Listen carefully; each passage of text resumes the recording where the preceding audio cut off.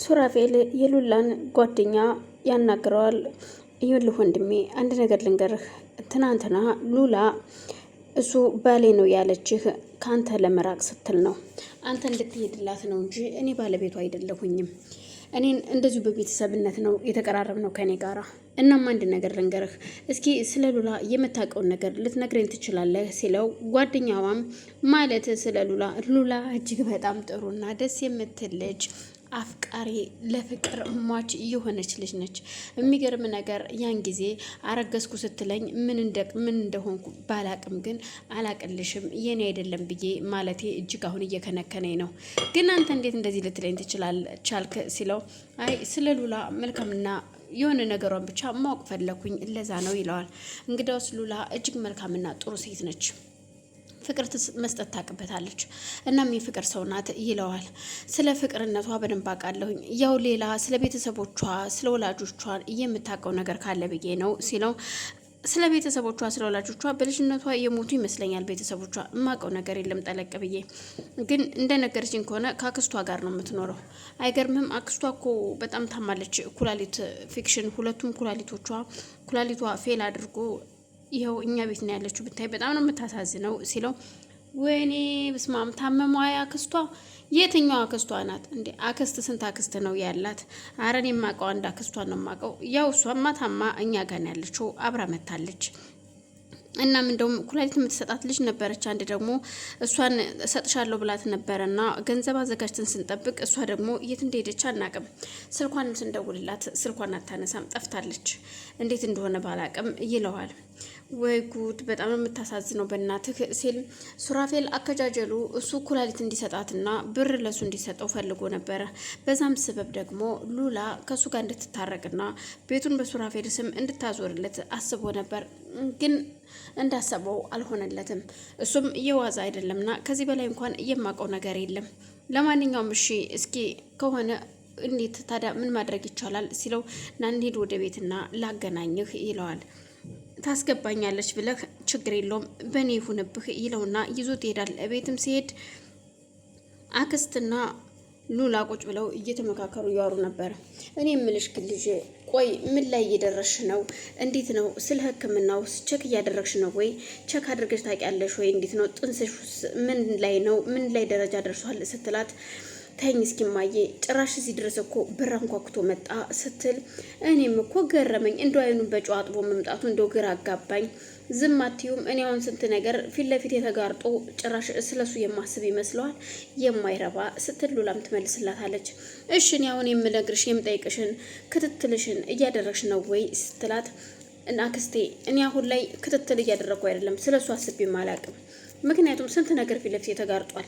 የእህቴ ነገር እያስጨነቀኝ ነው። ስለዚህ ምንም አይነት ክትትል አላደረኩም ትላታለች። እንዴት እንደዚህ ታያለሽ? እንዴት አታደርጊም? ብታስቢ እንኳን ቢያንስ ሆድሽ ውስጥ ያለውን ልጁን ተይውና ቢያንስ ለራስሽ እንኳን አታስቢም ስትላት፣ ለራሴም የማስበው እህቴ ደህና ስትሆን ነው። አክስቴ እባክሽ ተይኝ። እኔ ሁሉን ነገር የምነግርሽ ላንቺ ያው ካንቺ የሚደበቅ ነገር የለም ብዬ ነው። እኔ የምልሽ ግን ቆይ ቤዛ ምንድን ነው የሆነችው ስትላት፣ አክስቴ እንዳደነግጭ ብዬ ነው እንጂ እህቴ ከባድ ችግር ላይ ነው ያለችው እኮ። ምንድነው ችግሩ? እስኪ ንገሪኝ ልስማው ስትላት፣ ከባድ የመኪና አደጋ እንደደረሰባትና ሮቤል ጋር እንደሆነች ትነግራታለች። እኮ እንዴት ሮቤል ጋር ልትሆን ቻለች ስትል፣ ያው እሱማ ሮቤል ነው ሮቤል ለሱራፌል ቪዲዮ አሳይቶት ነው ቀርጾ። እናም ለዛ ነው ለሱ ሲልክለት እሱ ደግሞ ለኔ ያሳየኝ። እንዴት እንደዚህ ሊሆን ይችላል ስትላት፣ አላቅም ያው ሙሉ ንብረቱን በሱራፌል ስም ካዞርኩትኝ ቤዛ እህቴ ምንም እንደማትሆን ነው ነገረኝ። ምክንያቱም ያለበለዚያ ግን ሮቤል ሁሉን ነገር ወደሱ ሊያደርገው ነው ያሰበው ትላታለች። እኮ ይሄ ነገር የሆነ ነገር ቢኖረው ነው እንጂ እንዴት እንደዚህ ሊያደርጉ ይችላሉ? እንዴት እንደዚህ ይሆናል? ወይኔ ልጄ እና አሁን ታዲያ እንዴት ነች ስትላት፣ ያው ኮማ ውስጥ ነው ያለችው። ብቻ ቢሆነ ነገር ተሰካክቶባታል። ግን ደግሞ እህቴን ባላየኋት ኖሮ ምን እንደው ለዛን ቀን ምን ባልርኩኝ ስትል፣ ታይ እንደዚህ ማትበይ ልጄ፣ ግድ የለሽም ሁሉም ነገር ለበጎ ነው። ለማንኛውም አይዞሽ ትላታለች። በዛን መሀል ነበረ ሱራፌል የሉላን ፍቅረኛ ይዞት ቤት የገባው። በዛን ሰዓት ሉላ ቆይ አንተ ምን እያሰብክ ነው? እኔ አሁን እንኳን ማመጣህልኝ ብዬ ደስ የሚለኝ ይመስልሃል? ይሄን እየጎተትክ ያመጣህልኝ ስትል እሷም ትናገረዋለች። አይደለም እኔ እንድትነጋገሩና እንድትስማሙ ነው እንጂ እንድትጣሉ አይኮ አይደለም ሲል ሱራፌልም እያናግረዋል። አንተ አሁን ከቤት ትወጣለህ አትወጣም ስትል ትጮህበታለች። አረ ቆይ እስኪ ተረጋጊ፣ ምን ሆነሽ ነው ሉላ ላስረዳሽ ሲላት እንኳን አንተን የምረዳበት ምንም ነገር አልፈልግም፣ ላይክ አልፈልግም።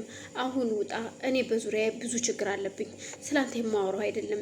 ምን ያን ጊዜ አልቅሼ ስለምንህ ለምንድን ነው እምቢ ያልከኝ? ዛሬ ምን ተገኘና ነው የመጣኸው? ማን ነው ግን ቆይ ወደዚህ እንድትሄድ የላከህ? እንዴትስ ልትመጣ ቻልክ? ስትለው እኔ ራሴ ተከትዬሽ ነው ወደዚህ እዚህ ቤት ስትገቢ አይቼሽ ነው የመጣሁት ይላታል። በፍጹም ሌላማ ነገር አለ እንጂ ይህ አይደለም፣ ተልከህ እንደመጣህ ያስታውቃል ትለዋለች። ይኸውልሽ ሉላ አዳምጭኝ፣ ሁሉንም ነገር ላስረዳሽ። አዋቃለሁ፣ እርግጥ በሰዓቱ እኔ ጥፋተኛ ነኝ። እምቢ ብዬሻለሁ፣ አላቅልሽም፣ አትቅረቢም ብዬሻለሁ። አሁን ግን ደግሞ አስፈለግሽኝ፣ እናም መጣው። ስለዚህ የቀን ስራም ቢሆን እየሰራው አኖርሻለሁ ሲላት በፍጹም ካንተም የቀን ስራም ሆነ ምንም እንደማልፈልግ ነው የምነግርህ። ስለዚህ እባክህን አሁን ልትወጣ ትችላለህ ስትለው አክስቷም ይኸውልህ ትወጣለህ አትወጣም እኔ ነግሬሃለሁ ነው ወይስ እንደታመምኩ መታመሜን ስላወክ ነው እንደዚህ የምትሆነው ስትል እሷም ትናገራለች። አይ አይደለም እባክዎት ማዘር ቆይ ተረጋጉ ሲል ያረጋጋህና ምን ያረጋጋኛል አንተ እየተረገምክ ትለዋለች።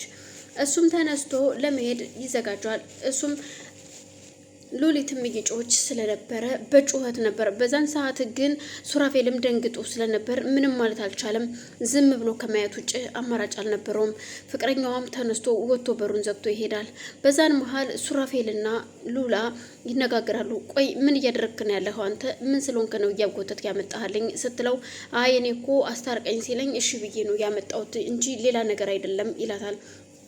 ማናችሁንም አታስፈልጉኝም፣ አሁን ከዚህ ቤት ትወጣለህ፣ አንተም ራስህ ልብስን ሻንጣህን ይዘህ ነው የምትወጣው ስትለው እንዴት በቤቴ ውጣ ትይኛለሽ ይላታል። አክስቷም ተነስታ ያው መውጣት አለብህ፣ ቤዛን ካላመጣት አንተም ከዚህ ቤት ተሰናባች ነህ፣ እዚህ ቤት የሚመለከት ነገር የለም ትለዋለች።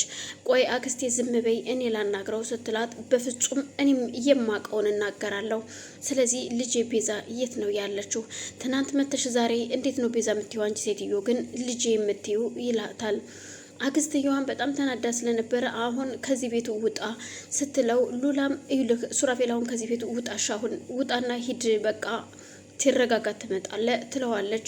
ከዛን እሱም አክስትየዋን ለመማታት አሰበና ቆይ እናንተንማ እጨርሳችኋለሁ አንድ ባንድ ብሎ ተነስቶ ይሄዳል። ሲወጣ ግን ለወንድሙ ለሮቤል ደውሎ እንደሚፈልገው ይነግረዋል። በዛን መሀል ወደ መኪናው ጋር ሲሄድ ትጂ እየጠበቀችው ስለነበረ ልክ የመኪና በር ላይ ከፍት ሲል እሺ ሱራፌል የድሮ ፍቅረኛዬ ስትለው ቆይ ደግሞ ምን ፈልገሽ ነው የመጣሽው አንቺ የተረገምሽ ሲላት ምን የምፈልግ ይመስልሃል? አሁንስ እንዴት ነው አታሰራኝም? አብረን አንሆንም? ገላዬን እንደሆነ ከራከው ቆይተሃል። ስለዚህ አብረን እንስራ ቢያንስ ስራ ስትለው በፍጹም አታስፈልግኝም። ቆይ ለምንድን ነው ቤት እንዳልመጣስ እየከለከልከኝ ትለዋለች። እኔ ቤት አልከለከልኩሽም፣ መምጣት ትችያለሽ ጠይቀሽ፣ እኔ ምን አገባኝ? እሺ አሁን እሺ ሉላ እንዴት ነች? ስለ ሉላ የሚያገባኝ ነገር የለም፣ ራስሽ መጠየቅ ትችያለሽ ይላታል።